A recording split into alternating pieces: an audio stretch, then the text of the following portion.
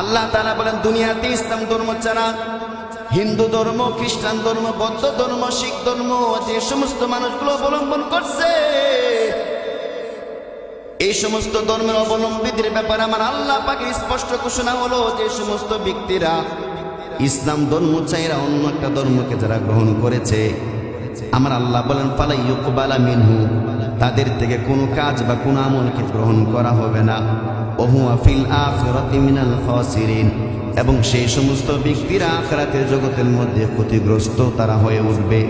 তার মানে একমাত্র কামিয়াবের দল, সফল দল হলো তারা যে সমস্ত মানুষেরা আমার আল্লাহ এবং তার নবীর উপরে ঈমান আনছে। কথা বলেন ঠিক কিনা? আল্লাহ এবং তার রসুলের উপরে আনিত বিধানের উপরে, কোরআন হাদিসের উপরে যারা ঈমান আনছে একমাত্র তারাই সফল। এছাড়া সমস্ত ভিন্ন ধর্ম অবলম্বীদের ব্যাপারে তাদের সাথে আমাদের আন্তরিকতা থাকবে, ইনসাফ সদ্ব্যবহার থাকবে, কিন্তু আল্লাহর স্পষ্ট ঘোষণা হচ্ছে তাদের কোনো কাজ আমার আল্লাহর দরবারে গ্রহণযোগ্য হবে না। একমাত্র আমার আল্লাহ পাকে নির্বাচিত এবং গ্রহণযোগ্য ধর্মের নাম কি? জোরে বলেন কি? ইসলাম হলো চিরদিনের শান্তি সুখের নিশানা, ইসলাম ছাড়া অন্য সবই জাহান্নামের ঠিকানা। কথা বলেন, ইসলাম হলো চিরদিনের শান্তি সুখের নিশানা, ইসলাম ছাড়া অন্য সবই জাহান্নামের ঠিকানা।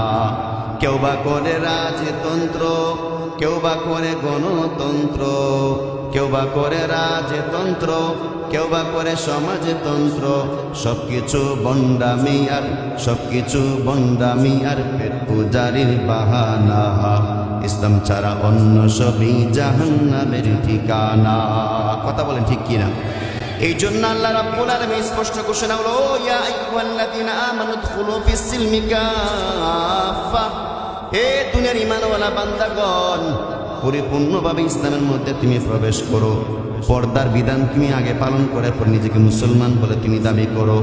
যদি এই বয়সে যদি বিভিন্ন নাচ গান অশ্লীল দৃশ্য যদি তুমি তোমার চোখ দিয়ে দেখো, এরপর নিজেকে যদি মুসলমান বলে তুমি দাবি করো, তাহলে বান্দা এই সমস্ত জঘন্যতম পাপ কাজগুলোকে আগে ছাড়ো, এরপর নিজেকে মুসলমান বলে তুমি দাবি করো।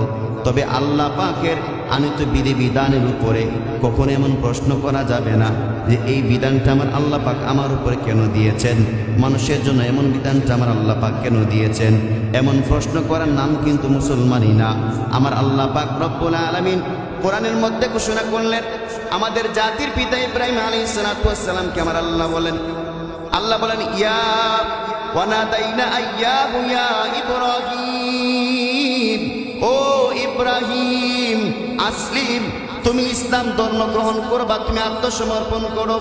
সাথে সাথে ইব্রাহিম নবী উত্তরে বললেন আসলামতু লিরাব্বিল আলামিন, আমি আমার আল্লাহর কাছে আমি আমার সব কিছু দিয়ে আমি মুহূর্তের মধ্যে আত্মসমর্পণ করে ফেলেছি। আমার আল্লাহ পাক রব্বুল আলামিন তিনি বলেন ইন্নাদ-দীনা ইনদাল্লাহিল ইসলাম, দুনিয়াতে হিন্দু ধর্ম বলো, শিখ ধর্ম বলো, বৌদ্ধ ধর্ম বলো, খ্রিস্টান ধর্ম বলো, কোন ধর্মের গ্রহণযোগ্যতা আমি আল্লাহর কাছে নাই। একমাত্র ইসলাম ধর্মটা হলো আমি আল্লাহ পাকের কাছে গ্রহণযোগ্য একটা ধর্ম। এবার যদি প্রশ্ন করতে পারেন হুজুর, যারা হিন্দু ধর্ম বা শিখ ধর্ম, হিন্দু ধর্ম বা বৌদ্ধ ধর্মকে যারা অনুসরণ করেছে, যারা এই সমস্ত ধর্মের অবলম্বী যারা আছে, তাদের ব্যাপারে কোরআন কি বলে? আমার আল্লাহ পাক বলেন ওয়ামান ইয়াবতাগি গায়রাল ইসলামি দীনান ফালাই ইউকবালা মিনহু ওয়া হুয়া ফিল